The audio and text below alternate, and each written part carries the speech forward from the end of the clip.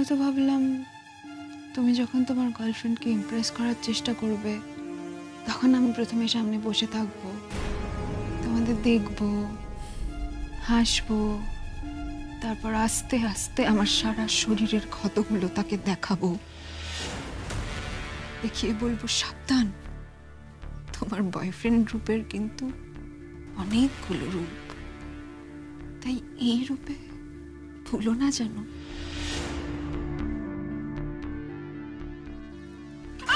কি করবে তুমি? বলো কি করবে? মনীষাকে তোমার এই ক্ষতগুলো দেখাবে? ক্ষতগুলো দেখাবে না? সম্বন্ধে উল্টো পাল্টা বলবে? দেখাবো যাতে ও তোমার স্বরূপটা চিনতে পারে। কি বললি? আমার স্বরূপটা চিনতে পারে? রূপমের লাগছে। আর এমনি এমনি হবে না। চলো, আজ তোমার একদিন কি আমার একদিন। চলো চলো চলো চলো। তোমার অনেক অনেক বার বেড়েছে না? হ্যাঁ, চলো চলো। করছো কি তুমি? মুখে অনেক বুলি ফুটেছে তাই তো? তোমার মুখ কি করে বন্ধ করতে হয় রূপ শ্যানলাল সেটা খুব ভালো করে জানে। কে তোমাকে এত সাহস জুগিয়েছে? ওই মেঘ। মেঘের কথায় খুব উড়ছো তুমি তাই তো? তোমার ডানা এবার কি করে ছাড়তে হয় সেটা দেখো শুধু। আমি বারবার বললাম, বারবার তোমাকে মুখ বন্ধ করে থাকতে বললাম তো, তাও আমার একটা কথা শুনলে না। আমার ছেলেটাকে তুমি তো চেনো নাকি? এখন বোঝো? মম চলো চলো চলো।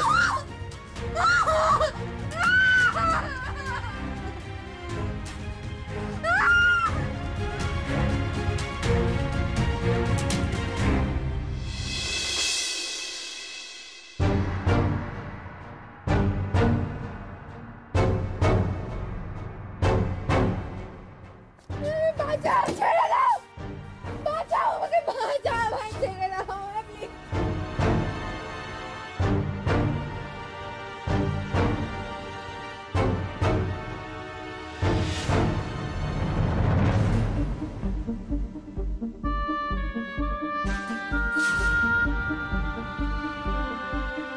গিনি,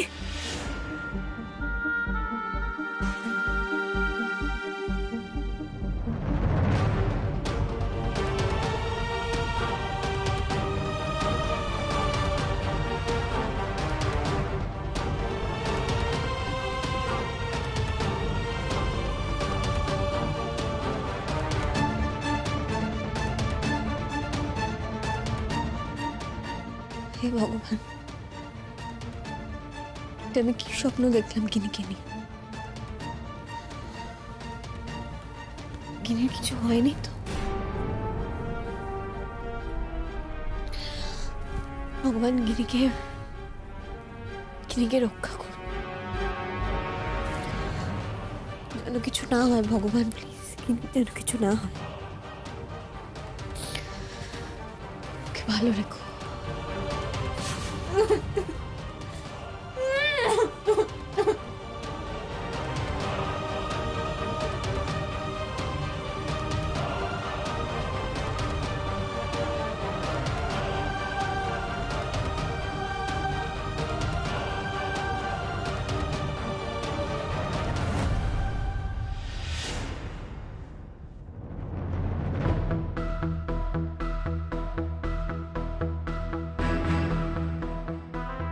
গিনি, গিনি, কি রে, কথা বলছে না কেন রে? নড়াচড়া করছে না কেন? কিছু হলো নাকি? হ্যাঁ, খারাপ কিছু হলো নাকি?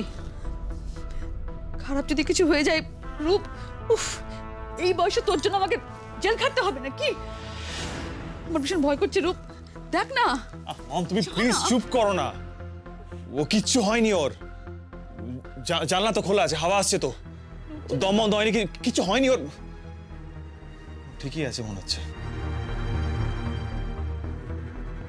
একটা মানুষ যদি বেঁচে থাকে এরকম ভাবে পড়ে থাকে না রূপ, নড়াচড়াই করছে না তো, একটু দেখ না। উফ, আমি তোকে বারবার বলেছিলাম রূপ, বারবার বলেছিলাম এত বাড়াবাড়ি করিস না। কার কথা খেস না, আমার কথা তো একটাও শুনলি না। সারাটা জীবন তোর জন্য, শুধুমাত্র তোর জন্য আমার মাথা হেট হয়ে রইল। তোর সমস্ত কুকীর্তি ঢাকার জন্য আমাকে এই অন্যায়গুলো করতে হয়েছে তোর সঙ্গে। এ তো বউ ভাতের দিনে তোর জন্য তোর বাবা আমাকে কত কথা শোনালো। এখন যদি হিতে বিপরীত হয়, তখন পুলিশ তো ছাড়, তোর বাবা আমাদের কি করবে বুঝতে পারছিস? মম প্লিজ একটু চুপ করো, আমাকে ভাবতে দাও, আমি দেখছি কি করা যায়।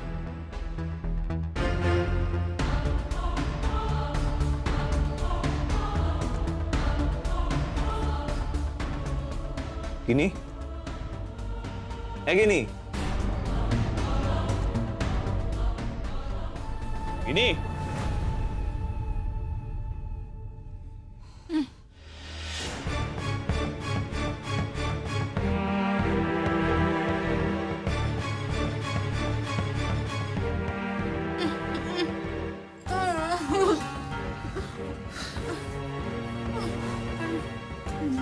হ্যাঁ কি বলছো? কি বলছো বুঝতে পারছি না। এই ওঠো তো, ওঠো ওঠো ওঠো ওঠো ওঠো ওঠো, চলো। তুমি তো আবার বলছিলে তোমার শরীরের ক্ষতগুলো তুমি বাইরের লোককে দেখাবে। চলো চলো চলো। মম জানো, তোমার বৌমা গিনি আমাকে কালকে থ্রেট দিচ্ছিল। ও বলছিল যে ওর শরীরের ক্ষতগুলো নাকি মানিশাকে দেখাবে, বলবে আমরা কত খারাপ লোক। আবার কত সাহস ওর রূপ সান্যালকে ফাঁসা।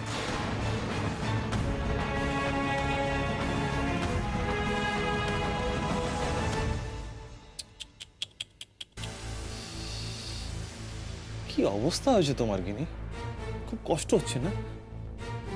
তোমার এই কষ্ট দেখে না আমার খুব কষ্ট হচ্ছে। দেখো চোখে জল চলে এসছে, আমি আমার কষ্ট বুঝতে পারবো না।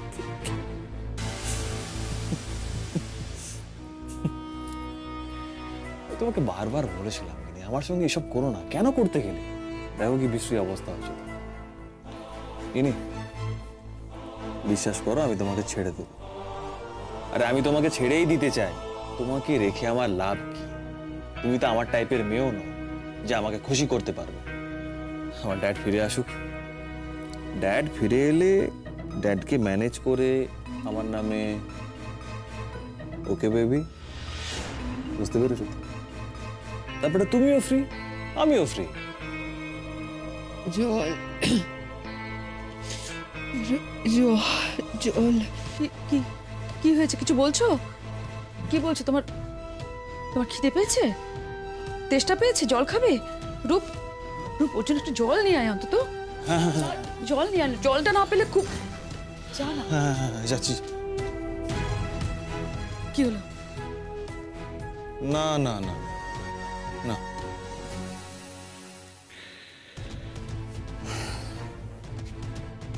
জলটা এবেলা থাক, তুমি বরং এবেলা উপোস করে থাকো। স্বামীর মঙ্গলের জন্য এবেলা নয় নির্জলা উপোস করো, কেমন? দেখবি ভালো লাগবে তোমার। আর তোমার মতো মেয়েরা তো এই ধরনের উপোস টুপোস করেও থাকে, তাই না? আসলে কি বলতো, তোমাকে জল খাওয়াতে গেলে মুখের কাপড়টা সরাতে হবে, সেই সুযোগে তুমি যদি চেঁচিয়ে লোক ডাকো তখন, ওরে বাবারে আমার তো ভীষণ ভয় করছে। না না বাবা থাক, তুমি বরং আজকে স্বামীর মঙ্গলের জন্য নির্জলা উপোসই করো। হ্যাঁ জল, একটু জল দাও, একটু জল, মরে যাচ্ছি আমি, একটু জল।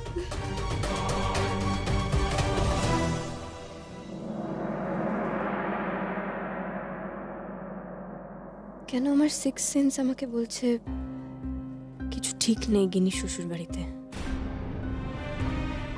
কেন এই অস্বস্তিটা আমার মাথার মধ্যে থেকে যাচ্ছে না? কিন্তু এখন আমি কি করতে পারি? গিনির বাড়ির লোকজন আছে, তারা নিশ্চয়ই গিনির খেয়াল রাখছে। আমার আবার এখানে উপযোজক হয়ে কোনো কাজ নেই, তাতে হিতে বিপরীতই হবে।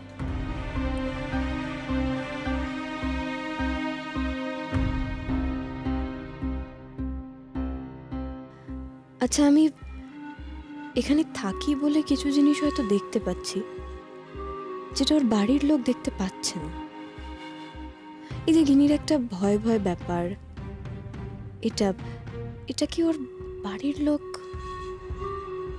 হ্যাঁ, কিন্তু সেরকম কিছু হলে ওরা নিশ্চয়ই সেটা আমার থেকে আগে বুঝবে। কিন্তু এটাও তো অদ্ভুত। রূপের মানে কি ও বাড়িতে অষ্টমঙ্গলে অবধি নীলের বাড়ির লোকজনদের আসতে মানা করে দিয়েছে, আর ওরা সেটা মেনেও নিয়েছিল। দিদিভাই মাকে তো তাই বলছিল, ওদের নাকি এটা আবার ফ্যামিলি কাস্টম।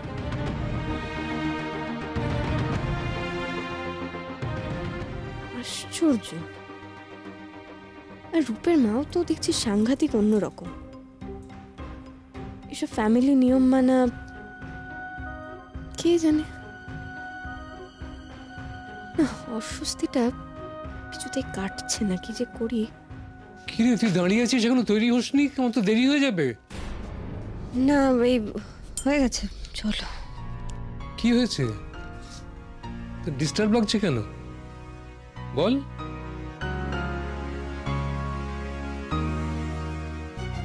কি হয়েছে? কিছু না বাপি, বলছি আমাকে একটু 500টা টাকা দেবে। এই সপ্তাহে না হাত খরচার টাকা সব খরচ হয়ে গেছে। সে ঠিক আছে, কিন্তু কি ভাবছিস আমাকে একটু বল না। এনে, থ্যাংক ইউ। কি কালকের কথাগুলো নিয়ে ভাবছিস কিছু? বললাম তো বাপি, আমি কিছু নিয়ে ভাবছি না। কিছু তো ভাবছিস, সেটা তো তোকে দেখে বোঝা যাচ্ছে। বল না তুই আমাকে। দেখো, আমি যদি তোমাকে এখন বলি না আমি কি ভাবছি, তখন তুমি শিওর হাসবে। হাসবো তো ভালো কথা। তো তো হাসির কথাটা তো খুব একটা বলিস না তুই, যা বলিস সব ভারী ভারী কথা। বল। কয়েকদিন ধরে না আমার একজনকে নিয়ে মনের মধ্যে খুব উস্কুসানি হচ্ছে। কিন্তু এখন যদি আমি তোমাকে তার নামটা বলি, তুমি বলবে যে ছাড়, ওর ব্যাপারে তোর ভাবার দরকার। তুই এখন যেটা করছিস না, সেটাকে গৌরচন্দ্রিকা বলে। ওটা বাদ দে, আসল কথাটা বল। কাকে নিয়ে ভাবছিস? আমার গিনিকে নিয়ে খুব টেনশন হচ্ছে। গিনি? কেন, গিনিকে নিয়ে আবার কি হলো? হ্যাঁ, ওর বউ ভাতের পরপর আমার ওর সাথে একবার দেখা হয়েছিল, তোমায় বলেছিলাম মনে আছে? তোর মনে হয়েছিল যে ওর উপর অত্যাচার করা হচ্ছে? হ্যাঁ বাপি, তারপরে আমার ওর সাথে আবারও একদিন দেখা হলো। আর গিনি না সবসময় কেমন একটা ভীতু ভীতু, কেমন মনে হয় আমাকে এড়িয়ে যেতে পারলেই বেঁচে যায়। আমি আগেও যেটা বলেছিলাম তোমাকে, আবারও সেটাই বলছি, যে ও যদি ভালোই থাকতো তাহলে তো আমাকে অপমান করে কিছু একটা বলার চেষ্টা করতো। সেদিনও সেরকম ভাবে কিছু বললো না। আমার ওই রূপের সাথেও দেখা হলো। রূপও যেন কিরম একটা গিনিকে নিয়ে পালিয়ে যেতে পারলে বেঁচে যায়। বুঝলাম। তুই এখন কি করবি? কাল রাত্রিরে না বাপি, আমি গিনিকে নিয়ে একটা খুব খুব বাজে স্বপ্ন দেখেছি। আর তারপর থেকে আমার শুধু ওই গিনির ভাবনাটাই কেমন দম বন্ধ করছে। বাবা, তুই এখন নিজের ভাবনা না ভেবে গিনির ভাবনা ভাবতে বসেছিস? মেঘ, একটু নিজেকে নিয়ে ভাব এবার। তোকে নিয়ে যা বদনাম রটলো, অবশ্য বদনাম বলা যাবে না, কথাগুলো তো সত্যি, কিন্তু কেচ্ছাটা যে রাষ্ট্র হলো। ছি ছি ছি ছি ছি। ময়ূরী, কিছু কিছু মানুষ আছে যারা নিজের কথা ভাবার আগে অন্যের কথা ভাবে। তুমি হয়তো সেই ব্যাপারটা খুব অভ্যস্ত নও, কিন্তু এরকম মানুষ আছে, এই বাড়িতেই রয়েছে। ভাবি, আমি না সত্যি বুঝতে পারছি না, এত কিছু ঘটে যাওয়ার পরও তুমি কি করে ওকে এরকম মহত্বের পেডেস্টালে বসিয়ে রাখছো? দেখো, মুখ তো তোমারও কম পড়েনি এই খবরটা। তোমার কলেজের লোকজন নিশ্চয়ই জিজ্ঞেস করেছে, তোমাকে প্রশ্ন করেছে। না, মুখ আমার পড়েনি, কিন্তু ভয়ানক রাগ হয়েছিল, এবং সেই জন্য এই খবরের উৎস সন্ধানে আমি কালকে বেরিয়ে পড়েছিলাম। মানে ওই কাগজের এন্টারটেনমেন্ট বিভাগের ইন্দিরা সাধুকার সঙ্গে আমি দেখা করেছিলাম। আমাকে চিনতে পারলো, অনেক কথা বললো আমায়, বলল কেন খবরটা চেপেছে। আর এও প্রমিস করেছে যে কালকের কাগজের প্রথম পাতায় ভুল খবর ছাপানোর জন্য ও ক্ষমা চাইবে।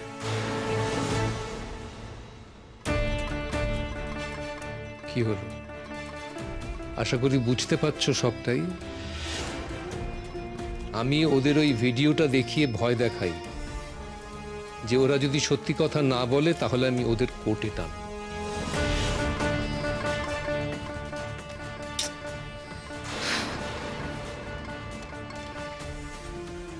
কাল এই জন্য আমাকে কিছু না বলে স্টুডিও থেকে চলে গেছিলে, তাই তো? হ্যাঁ, ভেবেছিলাম কিছু বলবো না, মিটিয়ে নেব, কিন্তু ওর কথাগুলো। আমি সবই জানতাম না। আসলে আমি যখন ওয়াশরুমে ছিলাম তখনও আমার ঘরে এসেছিল, আর ঠিক তখনই মেসেজটা এসেছিল আর ও সেটা দেখে নিয়েছে। কি দুঃসাহস! আমিও তো একই কাজ করেছিলাম বাপি। ওর আর রূপের কনভারসেশনটা আমি তো ওর ফোন থেকে এভাবেই লুকিয়ে নিয়েছিলাম। না মেয়ে, দুজনের উদ্দেশ্যটা আলাদা ছিল।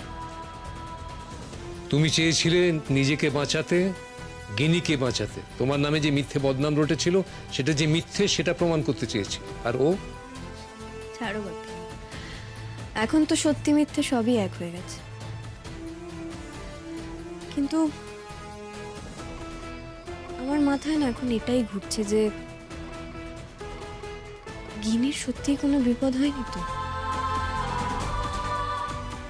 আর বিপদ হয়েছে কি হয়নি সেটাও আমি কি করে জানবো বলো তো?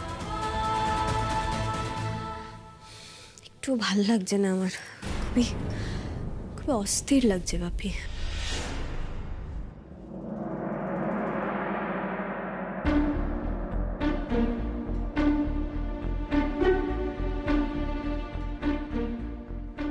কি বলবো রূপেদের বাড়িকে? আমাকে দেখে যদি রূপা ওর মা জিজ্ঞাসা করে যে আমি কেন এসেছি, আমি তখন কি বলবো? না, একটা কিছু ভেবে রাখি। আমার সঙ্গে যে গিনির তেমন সদ্ভাব নেই এটা তো সবাই জানে, তাই আমি ওর সঙ্গে দেখা করতে এসেছি, তা আবার এমনি এমনি, এটা খুব একটা বিলিভেবল হবে না।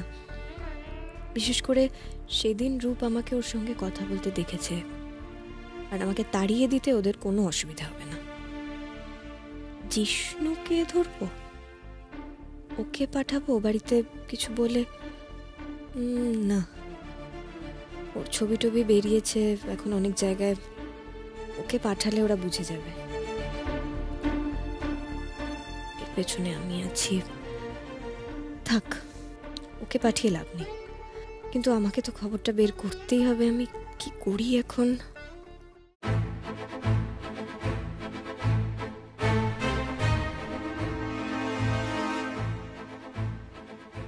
হ্যাঁ, কি এই রূপের ফোনটা বন্ধ কেন? তো ফোনেও পাচ্ছি না। রূপকে যে মেঘের ব্যাপারে সাবধান করব সেটাও করতে পারছি না। ওই বাড়িতে কিছু একটা গন্ডগোলের হচ্ছে সেটা তো আমিও বুঝতে পারছি। তো মেঘ সেটার মধ্যে গোয়ারের মতো ঢুকে পড়লে তো রূপ এক্সপোজড হয়ে যাবে। তার মানে আমার সব সত্যিও সবার সামনে বেরিয়ে আসবে। না, এমনিতেও ভাবি আজ সকালে এমন একটা কথা বললো আমি ব্যাকফুটে চলে গেলাম। এরপর যদি সবাই জানতে পারে যে রূপ আর গিনির বিয়েটা আমি নিজের স্বার্থে দিয়েছি, আর রূপ কতটা খারাপ ছেলে সেটা জানা সত্ত্বেও আমি বিয়েটা আটকাইনি, তাহলে তো কুমারের সঙ্গে আমার চিরকালের মতো সম্পর্ক শেষ হয়ে যাবে। না না না না না, দ্যাট কান্ট হ্যাপেন। আমাকে রূপকে সাবধান করতেই হবে, ওকে জানাতে হবে আমাকে।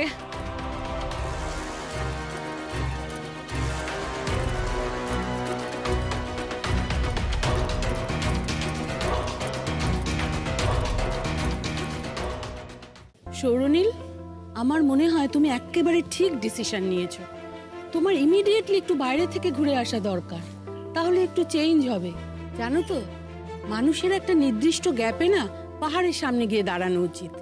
কারণ নিজেদের ইগোগুলো যখন নিজেদের ঢেকে দেয় তখন সেই বিশালের সামনে গিয়ে দাঁড়ালে একটা আত্ম উপলব্ধি হয় যে আমি কত ছোট, কত ক্ষুদ্র, এই গোটা বিপুল বিশ্বটার মধ্যে আমি কত নগণ্য। এই ক্লিনজিংটাই হওয়া দরকার আমাদের। 8 তারিখের পরে ছুটি নেব। আমি জানি সেই জন্য আপনার অসুবিধা হবে। সেটা সামলানোর দায়িত্ব আমার। তুমি নিশ্চিন্তে ছুটি নিয়ে ঘুরে এসো। আমি শুধু সেই আগের স্বর্ণনীলকে ফিরে পেতে চাই।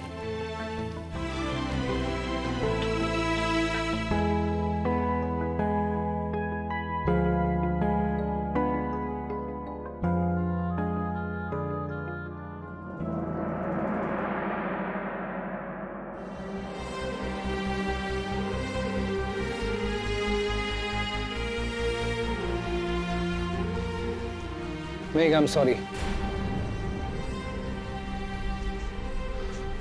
তোমার জীবনে আসার জন্য আই এম সরি।